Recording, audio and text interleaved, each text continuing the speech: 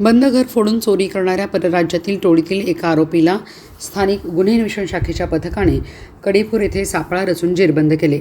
आरोपीकडून चांदीचे दागिने तसेच 2 मोटरसायकली असा सुमारे 1,36,150 रुपयांचा मुद्देमाल जप्त करण्यात आला.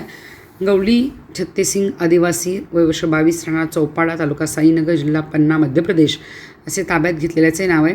कारवाई दरम्यान टोळीतील अन्य 3 आरोपी अंधाराचा फायदा घेऊन पसार झालेत. 17 ऑगस्ट 2026 रोजी स्थानिक गुन्हे अन्वेषण शाखेच्या पथकातील पोलीस कर्मचारी प्रमोद साखरपे, हनुमंत लोहार आणि अभिजित ठाणेकर यांना मिळालेल्या गोपनीय माहितीनुसार कडेगाव कडेपूर रोडवरील राजवीर मंगल कार्यालयाजवळ सापळा रचण्यात आला. चोरीचे दागिने विक्री करण्यासाठी 4 जण 2 मोटरसायकलवरून येणार असल्याची माहिती पोलिसांना मिळाली होती. काही वेळाने 2 मोटरसायकलवरून 4 जण तेथे आले. पोलिसांनी त्यांना पकडण्याचा प्रयत्न केला असता त्यातील 3 अंधाराचा फायदा घेऊन मोटरसायकली जागीच सोडून पसार झाले. मात्र गवली आदिवासी याला पोलिसांनी ताब्यात घेतले. त्याची पंचासमक्ष अंगझडती घेतली असता त्याच्या पॅन्टच्या खिशात चांदीचे ब्रेसलेट आणि करदोडा आढळून आला. सुरुवातीला त्याने उडवाउडवीची उत्तरे दिली. पोलिसांनी विश्वासात घेऊन चौकशी केली असता हे दागिने चोरीचे असल्याचे कबुली त्याने दिली.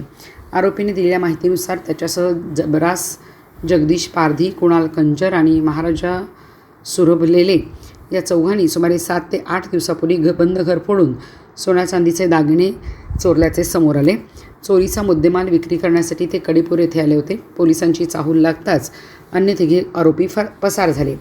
पोलिसांनी घटनास्थळी ड्रीम युगा व HF डिलक्स या 2 मोटरसायकली जप्त केल्या असून आरोपीकडील चांदीचे दागिनेही पंचासमक्ष ताब्यात घेतले. कडेगाव पोलीस ठाण्याच्या अभिलेखांची तपासणी केली असता संबंधित घरफोडी चोरीच्या गुन्ह्याशी आरोपींचा संबंध असल्याचे निष्पन्न झाले. जेरबंद आरोपी आणि जप्त मुद्देमाल पुढील तपासासाठी कडेगाव पोलीस ठाण्याच्या ताब्यात देण्यात आला असून पसार झालेल्या 3 आरोपींचा शोध सुरू आहे.